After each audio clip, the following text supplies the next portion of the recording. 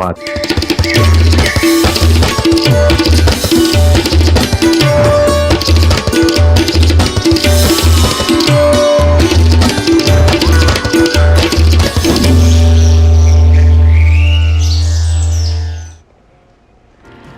एक नई सुबह की शुरुआत के साथ नया सवेरा का ये नया अंदाज लेकर हम हाजिर हैं। नया अंदाज इसलिए क्योंकि अगले एक घंटे में होंगी देश और दुनिया की तमाम ताज़ा तरीन अपडेट्स और आपके साथ रहूंगी मैं जया सिन्हा और शहला।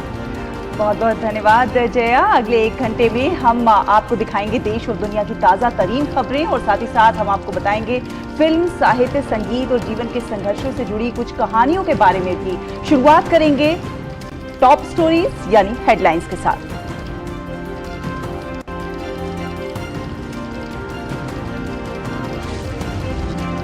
नूह हिंसा मामले में हरियाणा पुलिस एक्शन में, कांग्रेस विधायक मामन खान को किया गिरफ्तार। हिंसा में आरोपी मोनू मानेसर की पहले ही हो चुकी है गिरफ्तारी।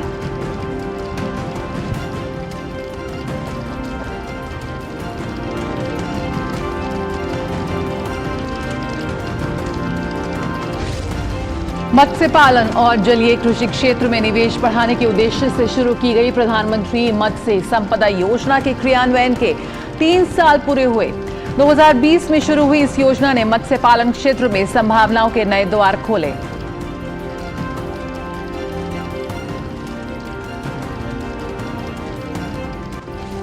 छत्तीसगढ़ में आगामी विधानसभा चुनाव से पहले भाजपा फुल फॉर्म में। भाजपा अध्यक्ष जेपी नड्डा आज जशपुर से पार्टी की राज्यव्यापी परिवर्तन यात्रा के दूसरे चरण की करेंगे शुरुआत।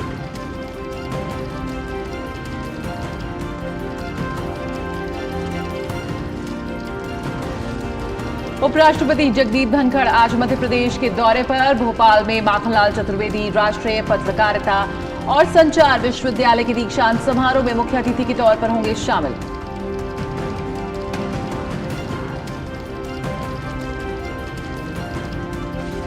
थोक महंगाई दर पिछले 5 माह से लगातार 0 से कम। अगस्त में 0 से 0.52% नीचे रही थोक महंगाई दर। खाद्य सचिव ने कहा, देश में चीनी, चावल और गेहूं का पर्याप्त भंडार है मौजूद।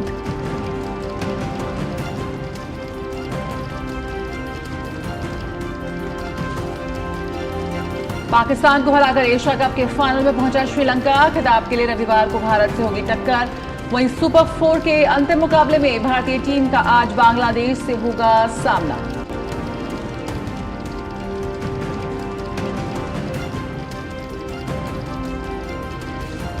और देश के लोक प्रसारक दूरदर्शन की स्थापना के आज 64 साल हुए पूरे। 15 सितंबर 1959 को शुरू हुआ दूरदर्शन दशकों से लोगों का करता आ रहा है मनोरंजन।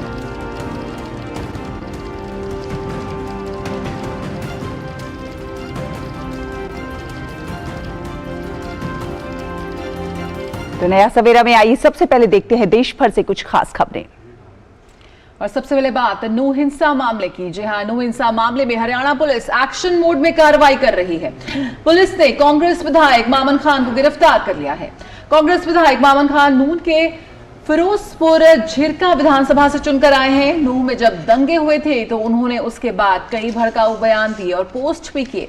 हरियाणा पुलिस ने उनको पूछताछ के लिए कई सम्मन किए, लेकिन वो जांच में शामिल नहीं हुए।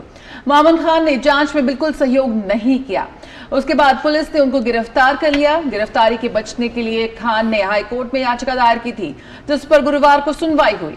याचिका में खान ने कोर्ट से राज्य सरकार को एक उच्च स्तरीय एसआईटी गठित करने का निर्देश देने की मांग की थी। और यहाँ पर नीरज सिंह हमारे साथ और जानकारी के साथ जुड़ रहे हैं इस पूरे मामले पर। नीरज, यहाँ पर आके गिरफ्तार हो गए मामन खान की, कोई भी उनका जो पैंतरा था वो यहाँ पर काम नहीं आया। अब आगे क्या कुछ अपडेट मिल रहा है इस पूरी खबर पर?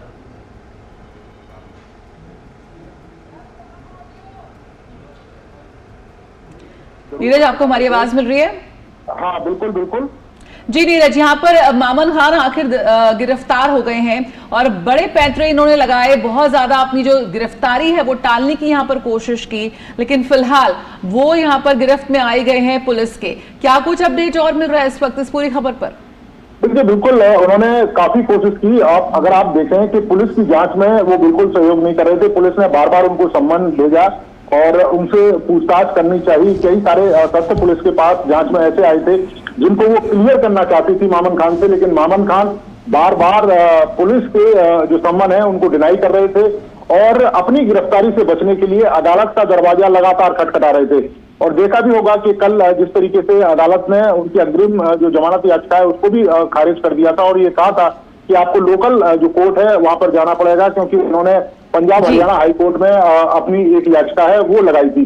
दूसरी अगर आप देखें कि जिस तरीके से मामन खान नूर हिंसा के बाद लगातार भड़काऊ बयान दे रहे थे और बार बार ये कह रहे थे कि जो यात्रा निकाली गई थी वो उन्हीं के द्वारा हिंसा फैलाई जा रही थी, जबकि तथ्य कई सारे निकलकर सामने आए कि वहां पर न केवल पत्थर एकत्र किए गए, गोलियां चलाई गई, बल्कि एक सुनियोजित ये हिंसा थी और इसमें कहीं ना कहीं जो मामन खान है वो लगातार लोगों को भड़का भी रहे थे। ऐसे तथ्य पुलिस के पास भी आए, लेकिन मामन खान लगातार इनकार कर रहे थे और पुलिस की जांच में सहयोग नहीं कर रहे थे। इसी कारण पुलिस को उनको गिरफ्तार करना पड़ा। अब मामन खान को स्थानीय अदालत में पेश किया जाएगा और पुलिस कोशिश करेगी उनकी रिमांड लेने की, ताकि जो सवाल पुलिस के पास अभी भी मौजूद है उन सवालों के जवाब मामन खान से पुलिस ले सके।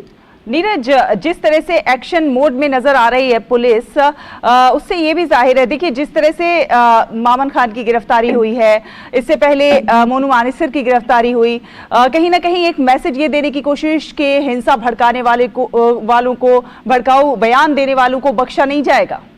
देखिए बिल्कुल बख्शा नहीं जाएगा और आप देखें कि इसमें अभी तक अगर हम बात करें कि 500 से ज्यादा गिरफ्तारियां अभी तक हो चुकी हैं इस मामले में, और इसके साथ ही जिस तरीके से मोनू मानेसर को गिरफ्तार किया और उसके बाद अब मामन खान को गिरफ्तार किया, हरियाणा पुलिस का साफ कहना है कि जो भी इस हिंसा में किसी भी तरीके से शामिल होगा, चाहे डायरेक्ट चाहे इनडायरेक्ट, किसी ने भड़काने की कोशिश करी होगी, सामाजिक सौहार्द को बिगाड़ने की कोशिश करी होगी, उसके खिलाफ सख्त से सख्त कार्रवाई की जाएगी। यही कारण है कि मामन खान से लगातार पुलिस पूछताछ करना चाहती थी, लेकिन मामन खान लगातार उस पूछताछ से बच रहे थे।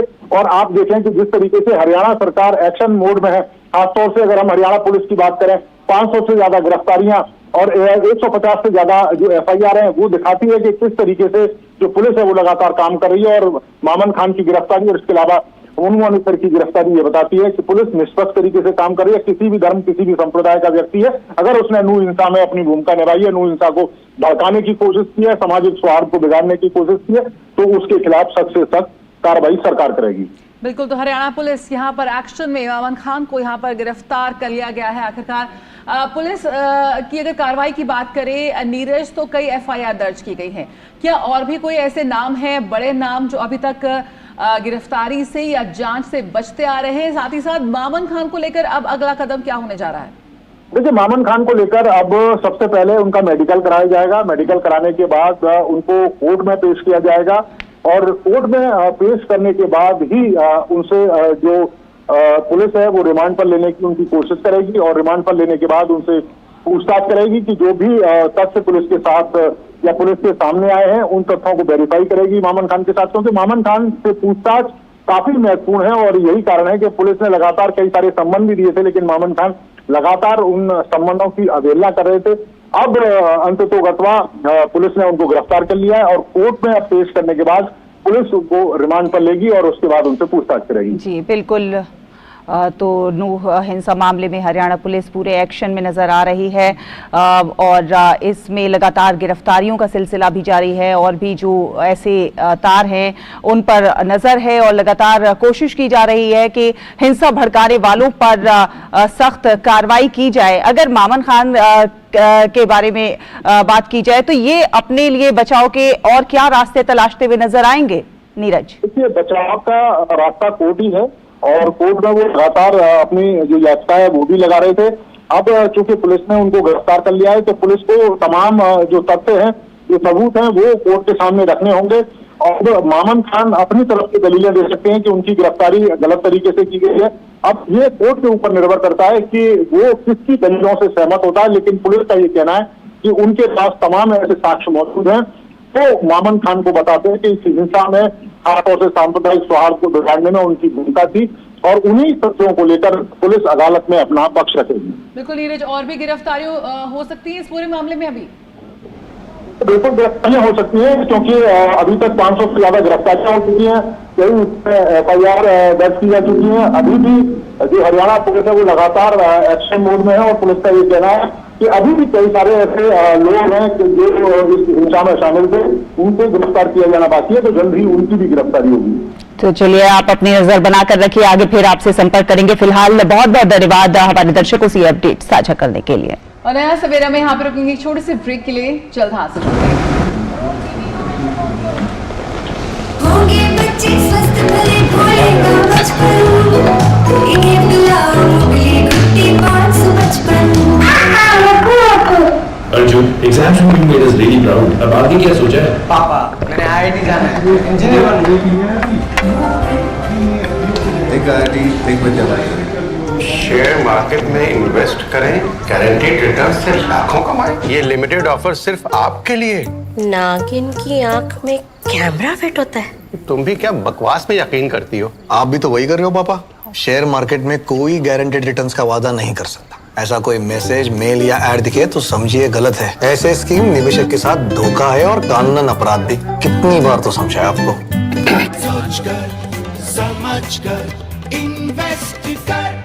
मलेरिया का कारण रुके हुए पानी में पैदा होने वाला एनोफिलीज मच्छर। आसपास पानी का जमाव नहीं तो मच्छर और मलेरिया भी नहीं। सिर दर्द, बदन दर्द, बुखार आदि लक्षण नजर आने पर स्वास्थ्य कर्मी से संपर्क करें। गर्भवती महिलाओं और बच्चों के लिए विशेष सावधानी जरूरी है। इलाज में देरी से मलेरिया जानलेवा भी हो सकता है। सरकारी अस्पतालों में मलेरिया की जांच व इलाज मुफ्त है। ब्रेक के बाद स्वागत है आपका। आप देख रहे हैं नया सवेरा और चलिए रुक करते हैं अगली खबर का। आपको बता दें कि मत्स्य पालन और जलीय कृषि क्षेत्र में निवेश को बढ़ाने के उद्देश्य से शुरू की गई प्रधानमंत्री मत्स्य संपदा योजना के क्रियान्वयन के 3 वर्ष पूरे हो गए हैं। 2020 में शुरू हुई इस योजना ने मत्स्य पालन के क्षेत्र में संभावनाओं के नए द्वार खोले हैं। आपको दिखाते हैं ये विशेष रिपोर्ट। मत्स्य पालन क्षेत्र में नई जान फूंकने, मछुआरों के कल्याण और मत्स्य पालन के बुनियादी ढांचे को मजबूत करने की दिशा में की गई बड़ी पहल प्रधानमंत्री मत्स्य संपदा योजना ने प्रधानमंत्री मोदी ने 10 सितंबर 2020 को इसकी शुरुआत की थी। इन 3 वर्षों के दौरान इस योजना ने जमीन पर बड़े बदलाव को सुनिश्चित करते हुए मत्स्य पालन क्षेत्र में संभावनाओं के नए द्वार खोले हैं। प्रधानमंत्री मत्स्य संपदा योजना को सभी राज्यों और केंद्र शासित प्रदेशों में शुरू किया गया था। इसकी शुरुआत अब तक के सबसे अधिक 20,050 करोड़ रुपए के निवेश से हुई। योजना के तहत अब तक 16,924.02 करोड़ रुपए मंजूर किए गए हैं। इनमें केंद्र प्रायोजित योजनाओं की मद में 15,335.09 करोड़ रुपए और केंद्रीय क्षेत्रीय योजनाओं के 1,588.93 करोड़ रुपए शामिल हैं। इस पहल की शुरुआत के बाद जमीन पर इसका सकारात्मक प्रभाव लगातार देखा गया। मत्स्य पालन क्षेत्र के हितधारकों के लिए ये योजना बहुत लाभकारी सिद्ध हुई है। योजना की प्रमुख उपलब्धियों की बात करें तो इसने मछली उत्पादन एवं उत्पादकता बढ़ाने, मत्स्य पालन मूल्य श्रृंखला में बुनियादी ढांचे का विकास करने, देश भर में घरेलू मछली की खपत को बढ़ाने और मछुआरा समुदायों की आजीविका और कल्याण को प्राथमिकता देने में महत्वपूर्ण भूमिका निभाई है। देश में मत्स्य पालन और जलीय कृषि गतिविधियां भोजन, पोषण और रोजगार सृजन का एक महत्वपूर्ण स्रोत हैं और देश के लगभग 3 करोड़ मछुआरों और मछली किसानों के लिए आजीविका का महत्वपूर्ण साधन भी हैं। वैश्विक मछली उत्पादन में लगभग 8% हिस्सेदारी के साथ भारत तीसरा सबसे बड़ा मछली उत्पादक देश है। जलीय कृषि उत्पादन में वैश्विक स्तर पर भारत दूसरे स्थान पर है। भारत शीर्ष झींगा उत्पादक और समुद्री खाद्य निर्यातक राष्ट्रों में से एक है। मोदी सरकार ने पिछले 9 वर्षों के दौरान मत्स्य पालन और जलीय कृषि क्षेत्र के समग्र विकास के लिए कई बड़े सुधारात्मक कदम उठाए हैं। इस दिशा में कुछ प्रमुख पहलों की बात करें तो इनमें 5,000 करोड़ रुपए के निवेश से नीली क्रांति योजना की शुरुआत के साथ मत्स्य पालन और जलीय कृषि क्षेत्र में निवेश बढ़ाना और 7,522 करोड़ रुपए के निवेश लक्ष्य के साथ मत्स्य पालन और जलीय कृषि इंफ्रास्ट्रक्चर विकास फंड का सृजन और उसके बाद जून 2019 में मत्स्य पालन, पशुपालन और डेयरी के लिए नए मंत्रालय का निर्माण शामिल हैं। Bureau report, DD news. और प्रधानमंत्री मत्स्य संपदा योजना के कार्यान्वयन के 3 सफल वर्ष पूरे हो गए हैं। इस अवसर पर मत्स्य पालन, पशुपालन और डेयरी मंत्री पुरुषोत्तम रुपाला आज इंदौर में एक कार्यक्रम को संबोधित करेंगे। में मत्स्य पालन विभाग की 6 महीने लंबी पहुंच पहल मत्स्य संपदा जागरूकता अभियान की शुरुआत करेंगे। इस अभियान के अंतर्गत देश भर में सितंबर 2023 से फरवरी 2024 तक 108 मत्स्य किसान सम्मेलन आयोजित किए जाएंगे। इसका उद्देश्य योजना के बारे में संभावित लाभार्थियों को जागरूक करना है। जागरूकता पैदा करने के लिए और 2.8 करोड़ मछली किसानों और 3,477 तटीय गांवों तक पहुंचना है। अभियान का उद्देश्य देश भर में मत्स्य पालन विभाग और इसके क्षेत्रीय संस्थानों की 9 वर्षों की उपलब्धियों और सफलता की कहानियों की जानकारी देना और ज्ञान का प्रसार करना भी है। पुरुषोत्तम रूपाला PMMSY के तहत विभिन्न परियोजनाओं का उद्घाटन करेंगे और इस कार्यक्रम की 30वीं वर्षगांठ के जश्न के दौरान उजागर की जाने वाली प्रमुख गतिविधि मत्स्य पालन पर प्रदर्शनी का उद्घाटन भी होगा। और दीपक जैन इंदौर मध्य प्रदेश से इस वक्त हमारे साथ जुड़ रहे हैं और जानकारी के साथ।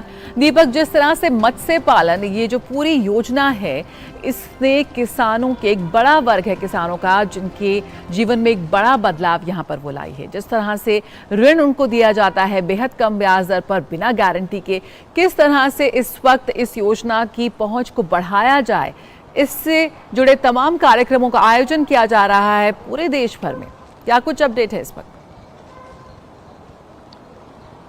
देखिए, जिस तरीके से मत्स्य संपदा योजना के जो ये 3 वर्ष सफलतापूर्ण जो इसका क्रियान्वयन हुआ है उसको लेकर राजधानी जो मध्य प्रदेश की आर्थिक राजधानी है इंदौर, यहाँ पर कार्यक्रम आयोजित किया जा रहा है। राष्ट्रीय स्तर का ये जो कार्यक्रम है इसमें अगर देखा जाए तो केंद्रीय मंत्री पुरुषोत्तम रूपाला तो यहाँ पर शामिल हो ही रहे हैं। इसके अलावा केंद्रीय राज्य मंत्री संजीव बालियान यहाँ पर शामिल होंगे। उसके अलावा केंद्रीय राज्य मंत्री डॉक्टर एल मुरुगन जो है वो भी यहाँ पर इस कार्यक्रम में शामिल होंगे और तीनों ही इसके उद्घाटन सत्र को आज यहाँ पर संबोधित करने वाले हैं। विशेष तौर पर उन लोगों को जो इस पूरी योजना से विशेष तौर पर जुड़े हुए हैं, साथ ही ऐसे स्टार्टअप्स जिन्होंने लगाए हैं जो इस योजना का यहाँ पर लाभ ले चुके हैं, उन सभी को यहाँ पर बुलाया गया है। साथ ही जो मछुआ किसान हैं जो अपनी जानकारी है जो उनको अभी तक इसके लाभ मिले हैं वो आज पूरा जो दिन भर के यहाँ पर विभिन्न सत्र होंगे उसमें उनकी जानकारी देंगे। इसके अलावा ऐसे लोग जो संभावित लाभार्थी हैं उनको भी यहाँ पर बुलाया गया है जिससे कि वो जान सकें कि किस तरीके से इस योजना का लाभ लिया जा सकता है, कैसे जो मछुआ कल्याण का जो क्षेत्र है, मछुआ जो किसान हैं उनको कैसे यहाँ पर लाभ दिया जा सकता है। इन सब चीज़ों की जो जानकारी है वो आज यहाँ पर इस 1 दिवसीय कार्यशाला जो है इसमें यहाँ पर दी जाएगी। दूसरी विशेष जो चीज़ है जो आपने अभी बताई कि जो 108 यहाँ से जो अभियान जो शुरू किया जाएगा मत्स्य संपदा जागरूकता अभियान, 108 अलग अलग जगहों पर जिसको रैलियां जो है वो निकाली जाएंगी।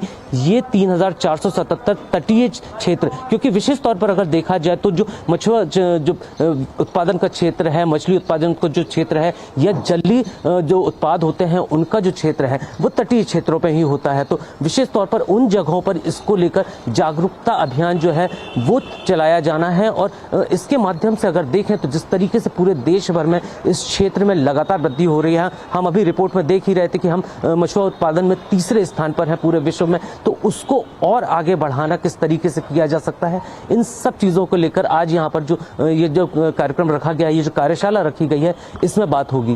बिल्कुल दीपक, कहीं ना कहीं ये जो पूरा कार्यक्रम है ये कोशिश इसी बात की है कि जो सरकार द्वारा प्रयास किए जा रहे हैं मछली पालकों के उद्धार के लिए उनकी जानकारी आम जन तक पहुँचे और ज़्यादा लाभ कमा सकें वो लोग, क्योंकि हम जानते हैं कि बड़ी संख्या में, बड़ी मात्रा में मछली की पैदावार हमारे देश में होती है और एक बड़ा वर्ग है जो मछली पालन का काम करता है और मोदी सरकार ने इस दिशा में बहुत प्रयास किए हैं उनके विकास के लिए, उद्धार के लिए। और ज़रूरी है कि लोग जाने, आमजन जाने, वो लोग जाने जिन्हें इसका लाभ मिलना है।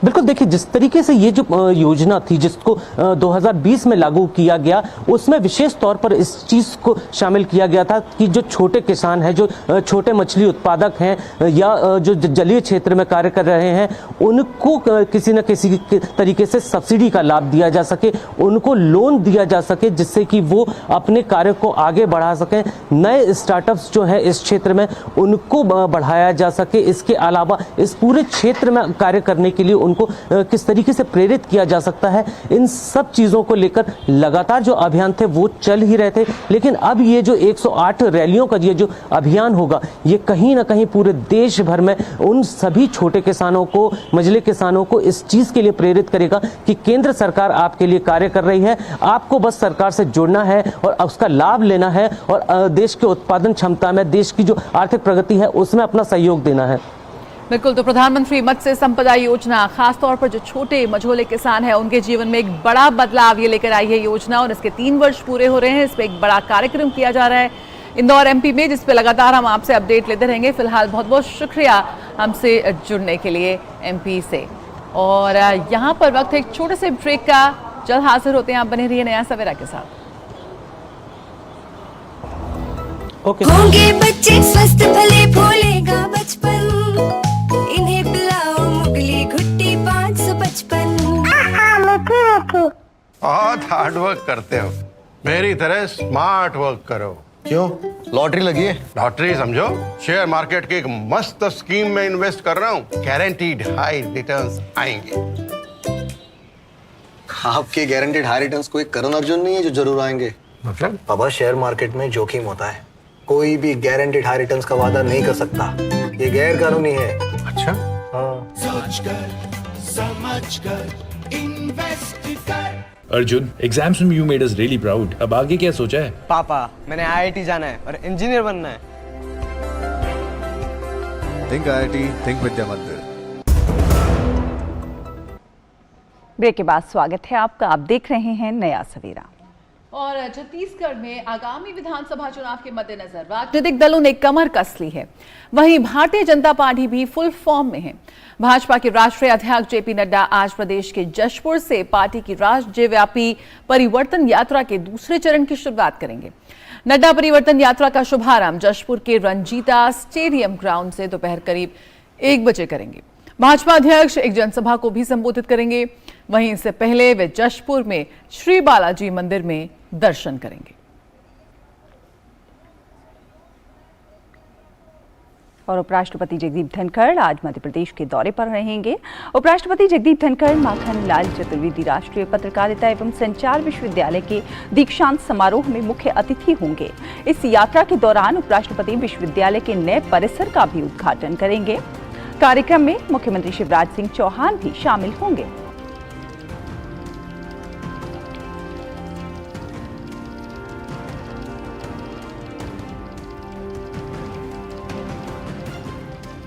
प्रधानमंत्री राष्ट्रीय बाल पुरस्कार के लिए नामांकन का आज अंतिम तिथि है। कोई भी बच्चा जो भारतीय नागरिक है, भारत में रहता है और 18 वर्ष से अधिक उम्र का नहीं है, पुरस्कार के लिए आवेदन कर सकता है। राष्ट्रीय पुरस्कार पोर्टल awards.gov.in पर नामांकन कर सकता है। महिला एवं बाल विकास मंत्रालय बच्चों की ऊर्जा, दृढ़ संकल्प, क्षमता, जोश और उत्साह की सराहना करने के लिए हर वर्ष प्रधानमंत्री राष्ट्रीय बाल पुरस्कार का आयोजन करता है।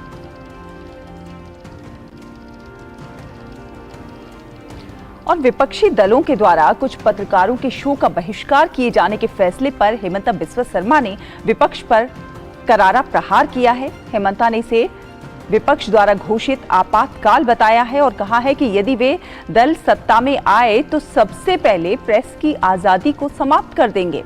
दरअसल हाल ही में विपक्ष ने एक संयुक्त पत्र जारी करके देश के 14 चर्चित पत्रकारों के किसी भी शो में हिस्सा नहीं लेने का निर्णय लिया है। Indie Alliance has boycotted few journalists. The same people who was lecturing us on the freedom of speech, they themselves by boycotting people or news anchor, they have proved their intolerant attitude. If these people come to government, the first thing they will do to impose the press censorship. So this is just a replica. They did it in 1975 and they will do it again if they got the opportunity. They first attack Hindu Dharam, they attack Sanatan, now they are attacking press. One by one institution related to Bharat, they are demolishing. और आइए अब बात मेरी माटी मेरा देश अभियान की।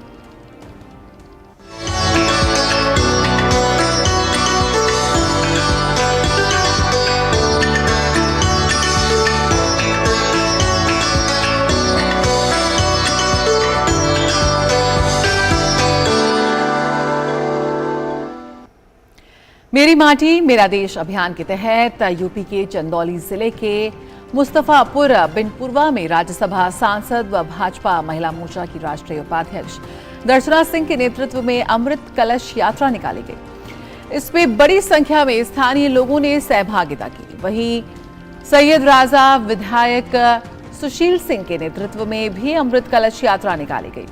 कार्यक्रम में सांसद दर्शना सिंह ने कहा कि देश के शहीद के परिजनों को सम्मानित करने को लेकर उनके घर जाना है। उन्होंने देश के लिए अपने प्राणों की आहुति देने वाले वीर स्वतंत्रता सेनानियों के त्याग और समर्पण की भावना को याद रखने का आह्वान किया। हम सभी घर घर जाकर लोगों से उनके घर की मिट्टी कलश में लेने का काम कर रहे हैं और इस मिट्टी को जो दिल्ली में अमृत वाटिका बनाई जानी है, वहाँ पर ये घर घर से जमा की हुई मिट्टी जो कलश में जाएगी दिल्ली तक, वहाँ पे अमृत वाटिका बनेगी। और इस कार्यक्रम का जो उद्देश्य है वो ये है कि एक तो जो इस देश की आज़ादी में जो लोग शहीद हुए हैं उनको हम याद कर रहे हैं। दूसरा, जो माननीय प्रधानमंत्री जी के द्वारा विकसित भारत का सपना देखा गया है, विकसित भारत को की सोच को आगे बढ़ाने के लिए हम सभी इस कार्यक्रम के द्वारा संकल्प ले रहे हैं। और अब बात पीएम विश्वकर्मा योजना की। 17 सितंबर से इस योजना की शुरुआत हो रही है। हरियाणा के कुरुक्षेत्र के छोटे कारीगरों ने भी पीएम विश्वकर्मा योजना का स्वागत किया है। उन्हें उम्मीद है कि अब उनके काम को नई पहचान और मिलेगी और उन्हें सम्मान भी मिलेगा। कुरुक्षेत्र के लोगों को बेसब्री से इंतजार है 17 सितंबर का, जब प्रधानमंत्री नरेंद्र मोदी के जन्मदिन के अवसर पर पीएम विश्वकर्मा योजना का शुभारंभ होगा। इन लोगों का कहना है कि प्रधानमंत्री जिस तरह से छोटे छोटे कारीगरों का ख्याल रखा है वो बहुत बड़ी बात है। अब उनके काम को भी सम्मान मिलेगा और बड़े बड़े ब्याज के बोझ से मुक्ति मिल जाएगी। प्रधानमंत्री जी ने विश्वकर्मा योजना जो लागू की है, तो इसमें हमारा लोहे का काम भी जो शामिल किया गया है जी, हमारा भी लोहे का काम है, तो इसमें हमारा स्तर थोड़ा और ऊपर उठेगा। वह बैठ रहे हैं, हम कुछ अच्छा कर सकें जी। प्रधानमंत्री जी ने जो विश्वकर्मा योजना बनाई है उसमें हमें शामिल किया गया है, मैं उनका बहुत आभार व्यक्त करता हूँ और वो हमें लोन भी दे रहे हैं, इसलिए मैं बहुत तहसील से उनको धन्यवाद करता हूँ। मेरा काम हेयर कटिंग का है। ये जो प्रधानमंत्री जी ने योजना स्टार्ट की है अच्छी की है, इसमें हमें फ़ायदा भी होएगा और ये जो 2 लाख का लोन दिया हमें मिलना भी चाहिए। इसमें हमारा काम भी बढ़ेगा और जो ये विश्वकर्मा प्रधानमंत्री जी ने दी है हमें इसकी ज़रूरत है। ये जो प्रधानमंत्री जी की स्कीम है बहुत अच्छी है। पीएम विश्वकर्मा योजना के तहत 30 लाख पारंपरिक कारीगरों को प्रत्यक्ष रूप से जोड़ने का लक्ष्य रखा गया है। इस योजना के तहत पहले चरण में 1 लाख रुपए तक का रियायती कर्ज दिया जाएगा। इतना ही नहीं, इन कारीगरों और शिल्पकारों को प्रशिक्षण प्रमाण पत्र और पहचान पत्र भी दिए जाएंगे। Bureau report, DD news. दिव्यांगजन सशक्तिकरण विभाग वाराणसी में आज से दिव्य कला मेला का आयोजन कर रहा है। 24 सितंबर तक चलने वाले इस मेले में 20 राज्यों, केंद्र शासित प्रदेशों के लगभग 100 दिव्यांग कारीगर, कलाकार और उद्यमी अपने उत्पादों और कौशल का प्रदर्शन करेंगे। ये कार्यक्रम आगंतुकों के लिए एक रोमांचक अनुभव पेश करेगा, क्योंकि इसमें जम्मू कश्मीर, उत्तर पूर्वी राज्यों सहित देश के विभिन्न हिस्सों के जीवंत उत्पाद, हस्तशिल्प, हथकरघा, कढ़ाई के काम और पैकेज्ड फूड आदि एक साथ देखने को मिलेंगे। ये दिव्यांगजनों के आर्थिक सशक्तिकरण की दिशा में दिव्यांगजन सशक्तिकरण विभाग की अनूठी पहल है। 2022 में शुरू हुई इस श्रृंखला में दिव्य कला मेला वाराणसी 7वां आयोजन है। वर्ष 2023 और 24 के दौरान ये कार्यक्रम देश के 12 शहरों में आयोजित किया जाएगा। और जया, जो दर्शक हमारे अभी अभी जुड़े हैं उनको एक बार फिर से दिखा देते हैं कि इस समय की हेडलाइंस क्या है।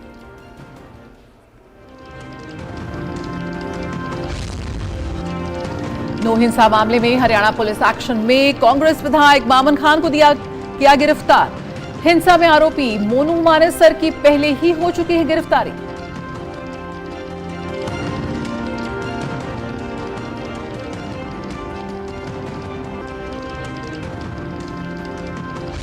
मत्स्य पालन और जलीय कृषि के क्षेत्र में निवेश बढ़ाने के उद्देश्य से शुरू की गई प्रधानमंत्री मत्स्य संपदा योजना के क्रियान्वयन के 3 वर्ष हुए पूरे। 2020 में शुरू हुई इस योजना ने मत्स्य पालन क्षेत्र में संभावनाओं के नए द्वार खोले।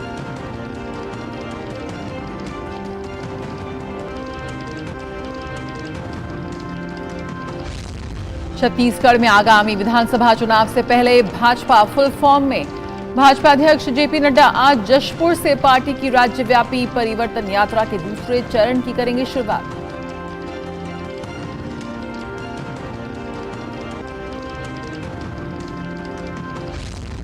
उपराष्ट्रपति जगदीप धनखड़ आज मध्य प्रदेश के दौरे पर। भोपाल में माखनलाल चतुर्वेदी राष्ट्रीय पत्रकारिता और संचार विश्वविद्यालय के दीक्षांत समारोह में मुख्य अतिथि के तौर पर होंगे शामिल।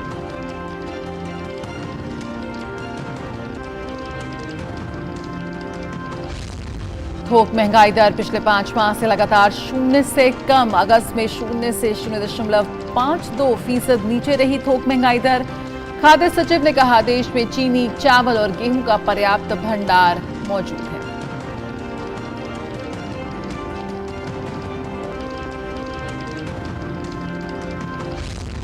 पाकिस्तान को हराकर एशिया कप के फाइनल में पहुंचा श्रीलंका। खिताब के लिए रविवार को भारत से होगी टक्कर। वहीं सुपर 4 के अंतिम मुकाबले में भारतीय टीम का आज बांग्लादेश से होगा सामना।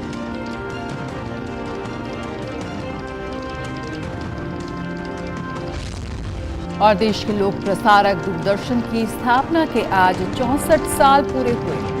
15 सितंबर 1959 को शुरू हुआ दूरदर्शन दशकों से लोगों का करता आ रहा है मनोरंजन।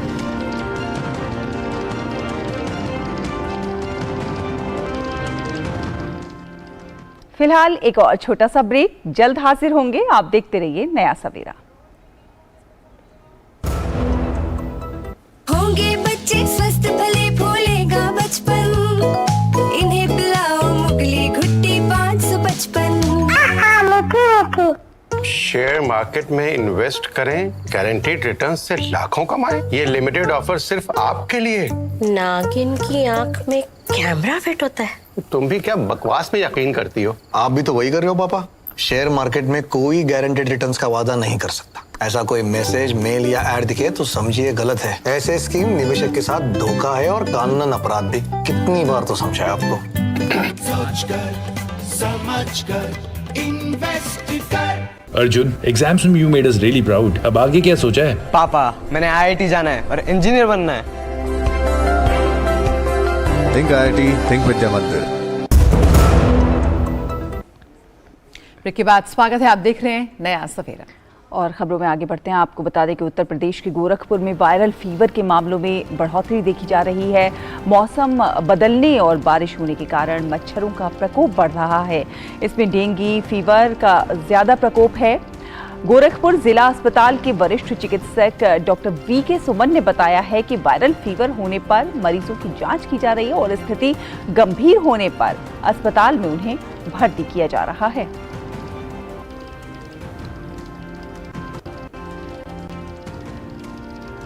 बढ़ जा रहा है। खास करके वायरल फीवर में डेंगू फीवर का ज़्यादा प्रकोप है और डेंगू जो है वो एडिस मस्कीटो के काटने से उसमें जो लार्वा है फ्लेवी वायरस उसके चलते ये बीमारियां फैल रही है। तो उसमें देखते हैं कि अगर नॉर्मल है तो मरीज को दवा दे के और सावधानियाँ बरतते हुए उसको घर पर भेज देते हैं कि आप आराम करिए 1 से लेके 7 दिन तक, और उसके बाद फिर आप आकर के चिकित्सक से परामर्श लीजिए।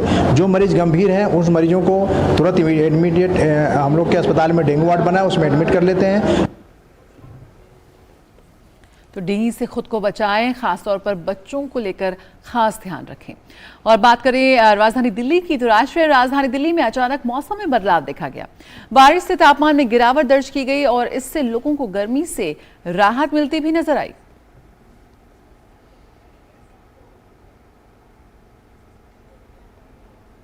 और आपको बता दें कि आज दूरदर्शन की स्थापना के 64 साल पूरे हो रहे हैं। 15 सितंबर 1959 को शुरू हुआ दूरदर्शन दशकों से लोगों का मनोरंजन करता आ रहा है। आइए एक नजर डालेंगे दूरदर्शन के अब तक के सफर पर। दूरदर्शन का ये लोगो, सत्यम शिवम सुंदरम का मूल मंत्र और ये सिग्नेचर ट्यून आज भी करोड़ों दिलों में जिंदा है। भले ही आज टीवी चैनलों और कार्यक्रमों की बाढ़ आ गई हो, लेकिन दूरदर्शन की पहुंच का मुकाबला करना अभी भी किसी के बस की बात नहीं है। दूरदर्शन आज दुनिया के सबसे बड़े टेलीविजन नेटवर्क में से एक है। भारत में टेलीविजन के इतिहास की कहानी भी दूरदर्शन से ही शुरू होती है। 15 सितंबर 2023 को दूरदर्शन की स्थापना के 64 वर्ष पूरे हो गए हैं। दरअसल इसी दिन 1959 को प्रायोगिक तौर पर दूरदर्शन की शुरुआत की गई थी। 1965 में ये एक सेवा बन गया जब दूरदर्शन ने देश की राजधानी नई दिल्ली और उसके आसपास के घरों के टेलीविजन सेट तक पहुंचने के लिए सिग्नल प्रसारित करना शुरू किया।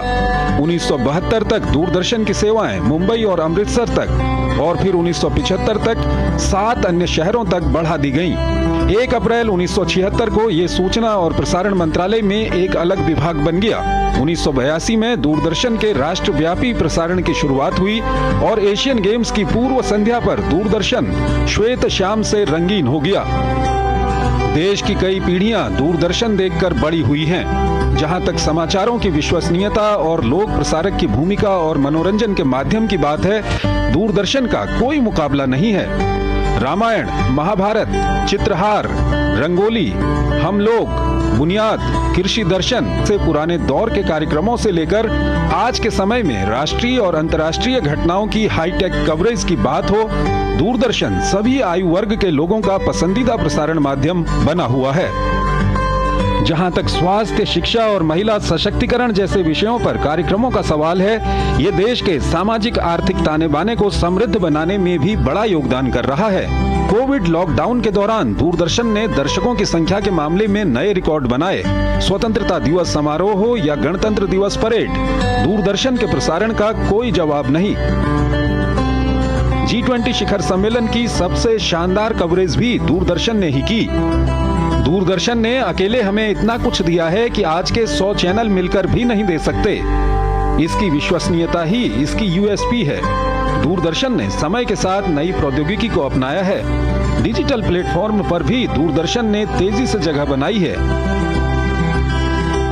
ब्रेकिंग न्यूज देने की होड़ के दौर में भी दूरदर्शन ने सटीक, विश्वसनीय और ताजा जानकारी देने की अपनी परंपरा को कायम रखा है। 64 साल का लंबा सफर तय करते हुए दूरदर्शन आज दुनिया के सबसे बड़े लोक प्रसारकों में से एक बन चुका है और राष्ट्र निर्माण में अहम भूमिका निभा रहा है। Bureau report, DD news. बिल्कुल, और पत्रकारों की जब पत्रकारिता की शुरुआत की थी तो सपना था दूरदर्शन का हिस्सा बनेंगे और आज इसका हिस्सा बन करके हम भी काफी गौरवान्वित हैं। बिल्कुल, और अब बारी है अखबारों की सुर्खियों की।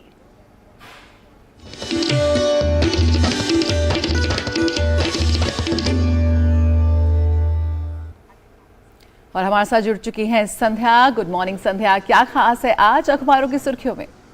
जी गुड मॉर्निंग। अखबारों की सुर्खियों के हमारे इस खास सेगमेंट की शुरुआत कर लेते हैं मध्य प्रदेश को मिली सौगात की खबर के साथ, जिसे आज दैनिक जागरण ने अपने पहली हेडलाइन बनाया है। जी हां, कल मध्य प्रदेश में प्रधानमंत्री नरेंद्र मोदी थे, जहां बीना में उन्होंने कई परियोजनाओं की सौगात मध्य प्रदेश वासियों को दी है। और उसके बाद प्रधानमंत्री नरेंद्र मोदी ने कल जनसभा को संबोधित भी किया और उन्होंने बताया कि केंद्र सरकार और राज्य सरकार दोनों के समन्वय से किस तरह से मध्य प्रदेश में विकास हो रहा है और किस तरह से हर जनता को विकास के माध्यम से जोड़ा जा रहा है और उनके जीवन स्तर को आगे बढ़ाया जा रहा है, ऊंचा किया जा रहा है। साथ ही साथ कल प्रधानमंत्री नरेंद्र मोदी ने सनातन संस्कृति को समाप्त करने वाले घमंडिया गठबंधन पर भी करारा हमला बोला और इसी को हेडलाइन आज दैनिक जागरण ने बनाया है। प्रधानमंत्री नरेंद्र मोदी की बात को कोट करते हुए लिखा है कि सनातन संस्कृति को समाप्त करना चाहता है घमंडिया गठबंधन। प्रधानमंत्री नरेंद्र मोदी ने अपने उद्बोधन में कल G20 शिखर सम्मेलन की सफलता का भी उल्लेख किया और उन्होंने इसका पूरा श्रेय इस देश की, भारत की 140 करोड़ जनता को दिया। तो ये खबर आज की हेडलाइन है। साथ ही अगली खबर है दैनिक जागरण के देश विदेश पेज से, जहां चीनी राष्ट्रपति से ज्यादा दूरदर्शी राजनेता प्रधानमंत्री नरेंद्र मोदी को बताया गया है। ब्रिटिश अर्थशास्त्री जिम ओ'नील ने प्रधानमंत्री नरेंद्र मोदी की सराहना की है और उन्होंने ये कहा है कि G20 घोषणा पत्र वैश्विक मुद्दों के समाधान के लिए ठोस प्रयासों की दिशा में पहला कदम हो सकता है। और उन्होंने आगे ये बात कही कि प्रधानमंत्री नरेंद्र मोदी अब चीनी राष्ट्रपति की तुलना से ज्यादा दूरदर्शी राजनेता दिखते हैं। तो आज के दैनिक जागरण के देश विदेश पेज पर इस खबर को हेडलाइन के साथ लिया गया है। बात कर लेते हैं अनंतनाग से जुड़ी हुई, जहां पर कार्रवाई के दौरान अनंतनाग में आतंकियों की घेराबंदी अब ड्रोन से की जा रही है और ड्रोन से निगरानी करके आतंकियों पर नजर रखी जा रही है। और आपको बता दें कि कल शहीदों के पार्थिव भी लाए गए, जिसमें मुठभेड़ में हमारे 4 जवान शहीद हो गए थे। तो इस खबर को आज हिंदुस्तान अखबार ने हेडलाइन के साथ लिया है। और अब बात कर लेते हैं नवभारत टाइम्स ने दी इकोनॉमिक टाइम्स अपने कॉलम में बताया है कि लगातार 5वें महीने कम हुई थोक महंगाई, जो कि एक राहत भरी खबर है। आपको बता दें कि 5वें महीने यानी कि अगस्त में गिरावट आई और यह 0 से 0.52% नीचे रही है। और ये माना जाता है कि अगर थोक महंगाई दर में कमी आती है तो ये महंगाई से राहत मिलने वाली बात होती है और महंगाई से राहत मिलने के संकेत होते हैं। तो आज के अखबारों में ये हैं प्रमुख हेडलाइंस। तो बिल्कुल बहुत ही कम समय में आपने देश के तमाम अखबारों की जो सुर्खियां हैं उनसे हमारे दर्शकों को रूबरू कराया। बहुत बहुत धन्यवाद संध्या हमारे साथ जुड़ने के लिए। और नया सवेरे में खबरों का सिलसिला जारी रहेगा, लेकिन फिलहाल रुकेंगे एक छोटे से ब्रेक के लिए। जल्द हाजिर होते हैं। बहुत हार्ड वर्क करते हो, मेरी तरह स्मार्ट वर्क करो। क्यों? लॉटरी लगी है? लॉटरी समझो, शेयर मार्केट की एक मस्त स्कीम में इन्वेस्ट कर रहा हूँ, गारंटीड हाई रिटर्न्स आएंगे। आपके गारंटीड हाई रिटर्न्स कोई करण अर्जुन नहीं है जो जरूर आएंगे? मतलब? बाबा, शेयर मार्केट में जोखिम होता है, कोई भी गारंटीड हाई रिटर्न्स का वादा नहीं कर सकता, ये गैर कानूनी है। अच्छा? हाँ। सोच कर समझ कर इन्वेस्ट कर। अर्जुन, एग्जाम्स में you made us really proud. अब आगे क्या सोचा है? पापा, मैंने IIT जाना है और इंजीनियर बनना है। थिंक IIT, थिंक विद्या मंदिर। मलेरिया का कारण रुके हुए पानी में पैदा होने वाला एनोफिलीज मच्छर।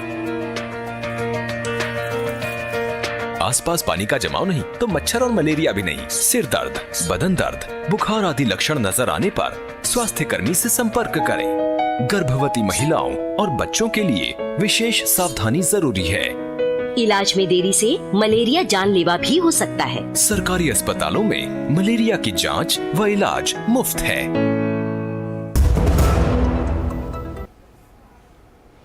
ब्रेक के बाद स्वागत है आपका और आइए अब देखेंगे दुनिया भर की खबरें फटाफट अंदाज में।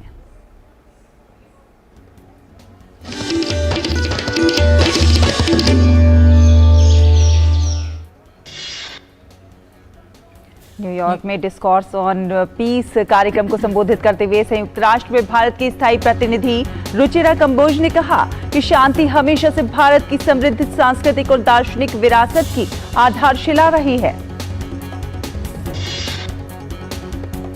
रूस के विदेश मंत्रालय ने 2 अमेरिकी राजनयिकों को 7 दिनों के भीतर देश छोड़ने का आदेश दिया। इन राजनयिकों पर अवैध गतिविधियों में शामिल होने का आरोप लगाया गया है।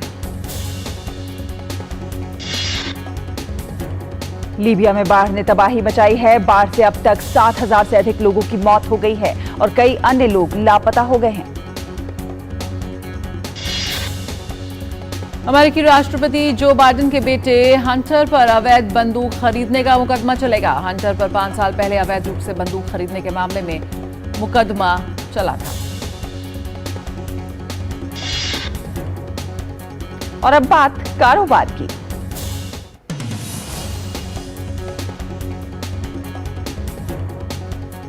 और अगर हम बात करें कारोबार जगत की, तो थोक मूल्य सूचकांक पर आधारित मुद्रास्फीति पिछले 5 माह से लगातार शून्य से नीचे बनी हुई है।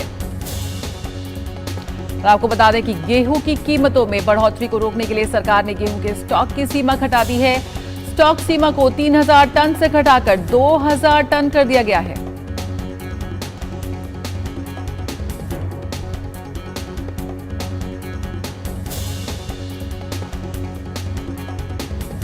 थोक मूल्य सूचकांक पर आधारित मुद्रास्फीति पिछले 5 माह से लगातार शून्य से नीचे बनी हुई है। केंद्र सरकार की ओर से अगस्त में थोक मुद्रास्फीति दर के आंकड़े जारी किए गए हैं। इस अवधि में ये दर 0.52% रही। थोक मूल्य सूचकांक आधारित मुद्रास्फीति दर अप्रैल से शून्य से नीचे है और जुलाई में 1.36% थी। पिछले साल अगस्त 2022 में ये 12.48% थी। अगस्त 2023 में मुद्रास्फीति की नकारात्मक दर मुख्य रूप से पिछले वर्ष के इसी महीने की तुलना में खनिज तेल, बुनियादी धातुओं, रसायन और रसायन उत्पादों, कपड़ा और खाद्य उत्पादों की कीमतों में गिरावट के कारण हुई है।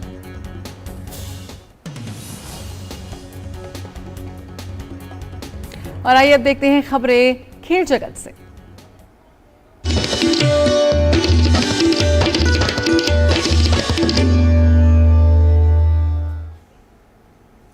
और भारत एशिया कप में आज अपना अंतिम सुपर 4 का मुकाबला खेलने उतरेगा। कोलंबो के आर प्रेमदासा स्टेडियम में होने वाले इस मैच में भारत का सामना बांग्लादेश से होगा। एक और जहां भारतीय टीम प्रतियोगिता के फाइनल में अपना स्थान पक्का कर चुकी है, वहीं दूसरी ओर बांग्लादेश का प्रदर्शन इस एशिया कप में कुछ खास नहीं रहा है और वह फाइनल की दौड़ से बाहर हो चुकी है। इस मैच में भारत जीत हासिल करने के साथ साथ अपनी बेंच स्ट्रेंथ को भी आजमाना चाहेगा। भारतीय टीम एशिया कप में अपने पिछले दोनों सुपर 4 मुकाबले जीत चुकी है। पहले उन्होंने पाकिस्तान को हराया और उसके बाद श्रीलंका को हराकर फाइनल में जगह बनाई।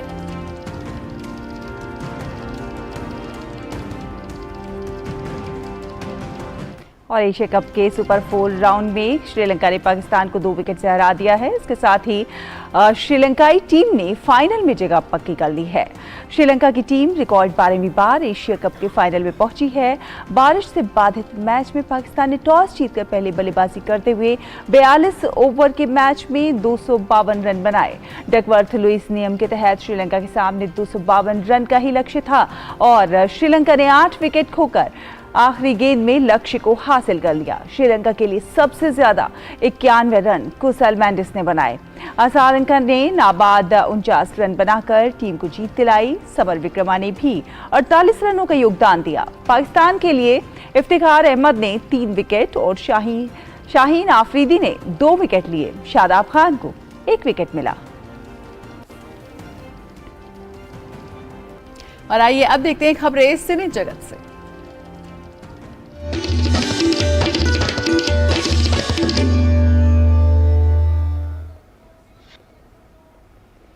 मेगा स्टार अमिताभ बच्चन ने MS धोनी, रोहित शर्मा और विराट कोहली को शानदार खिलाड़ी बताते हुए आगामी क्रिकेट विश्व कप 2023 के लिए भारतीय टीम को शुभकामनाएं दी हैं।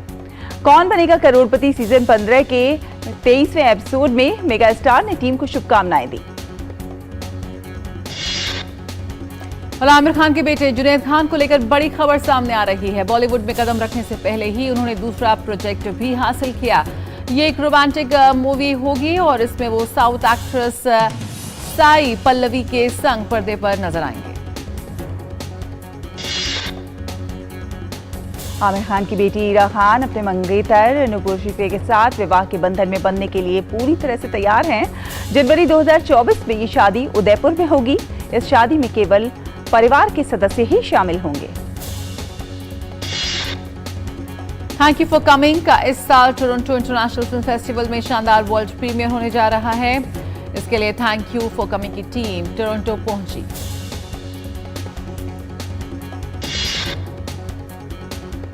और अब बात हमारे खास सेगमेंट योग रखे निरोग की।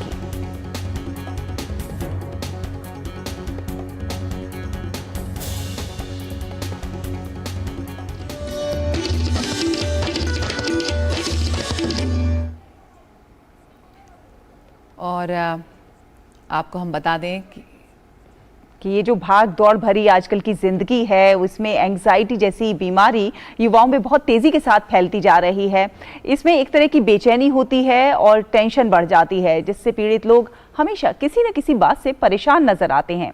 एंग्जाइटी के लिए अगर योग का सहारा लिया जाए तो इस समस्या से बहुत जल्द निजात मिल सकती है। तो जया बताते हैं अपने दर्शकों को कि कौन कौन सी हैं वो बातें जो योग के जरिए एंग्जाइटी से हम निजात पा सकते हैं।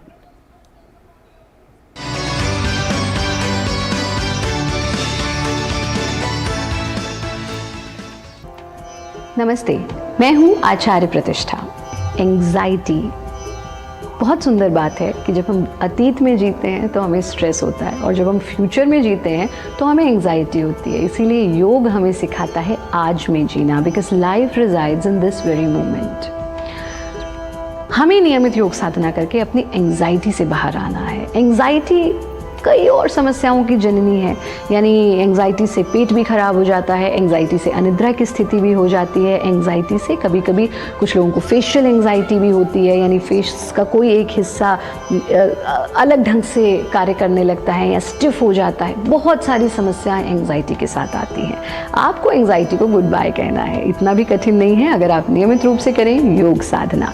आपको नियमित रूप से करना है आनंद मदिरा आसन का अभ्यास और पादादिरा आसन का अभ्यास। इनका अभ्यास इस ही सीक्वेंस में करना है जिसमें हम आपको दिखा रहे हैं। आनंद मदिरा यथा नाम तथा गुणा, जिसे आनंद की योग की मदिरा का आनंद मिल जाए, जिसे योग की मदिरा का आनंद मिल जाए, उसके लिए जितनी भी और भौतिक जगत की मदिराएं हैं वो सब किसी काम की नहीं रहती है, क्योंकि उससे अनूठा कोई आनंद है ही नहीं। तो आप भी करें आनंद मदिरा का अभ्यास और पादादिरासन का अभ्यास। कैसे करना है आइए जानते हैं। आनंद मदिरा आसन के लिए वज्रासन की स्थिति में घुटनों के बल आ जाएं, एक पंजे को दूसरे पंजे पर रखें, एड़ी खुली रहे और खुली एड़ी पर अपने हिप्स को टिका दें। दाएं हथेली से दाएं टखने को पकड़ना, बाएं से बाएं टखने को पकड़ना, अंगूठा अंदर उंगलियां बाहर और अपनी गर्दन को पीछे ढीला छोड़ दें। इस स्थिति में आकर के भ्रू मध्य स्पेस बिटवीन द आईब्रोज पर पूरा ध्यान टिका दें। न किसी विचार को आमंत्रित करना, न किसी विचार को हटाना। जो भी विचार आ रहा है आने दें, जो जा रहा है जाने दें। पर्यवेक्षक बनकर, ऑब्जर्वर बनकर सिर्फ अपने विचारों को आते और जाते हुए देखना। यथा सामर्थ्य रुकना, फिर धीरे से आंखें खोल देना, गर्दन को आगे ले आना, हाथों को भी वापस ले आना, शरीर को ढीला छोड़ देना।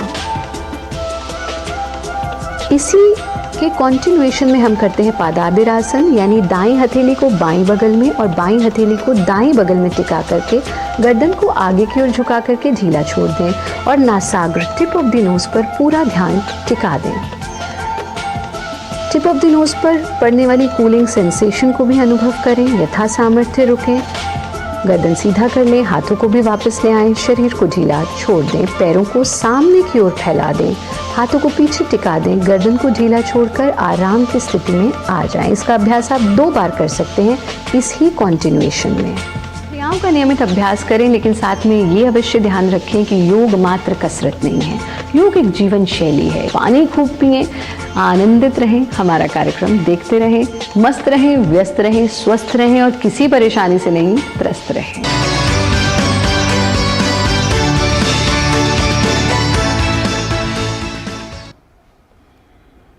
और आइए नया सवेरा में अब बात कर लेते हैं मौसम की।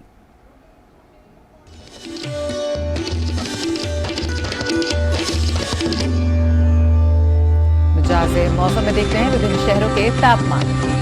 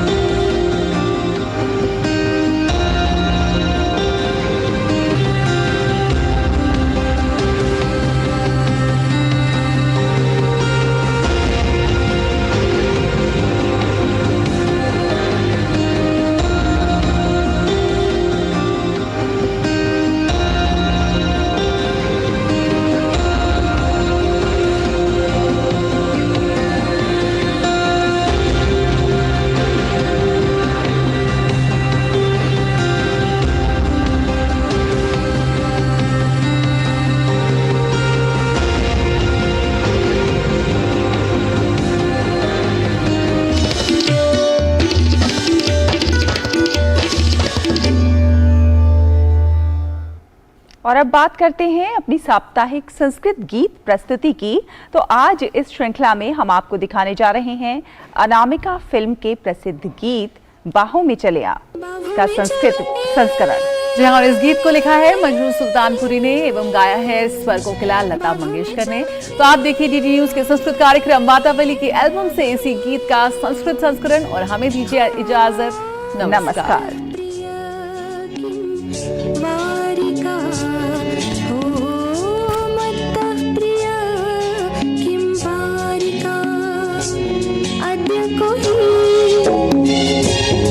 संगमः एष संगमः वयक्रान्तः बाहों में चले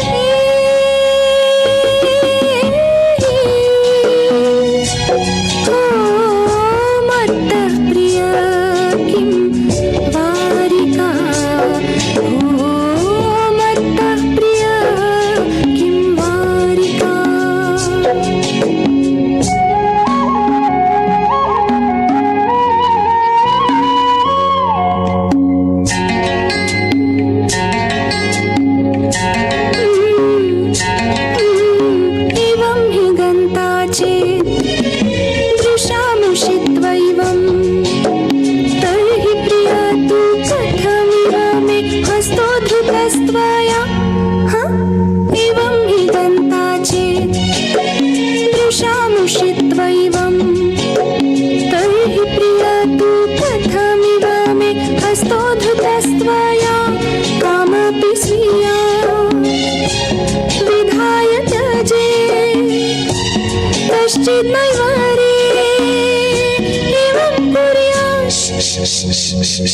बाहों में चले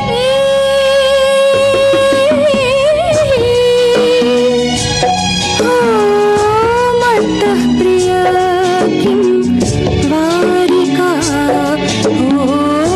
मत्तः प्रिय किं वारिका।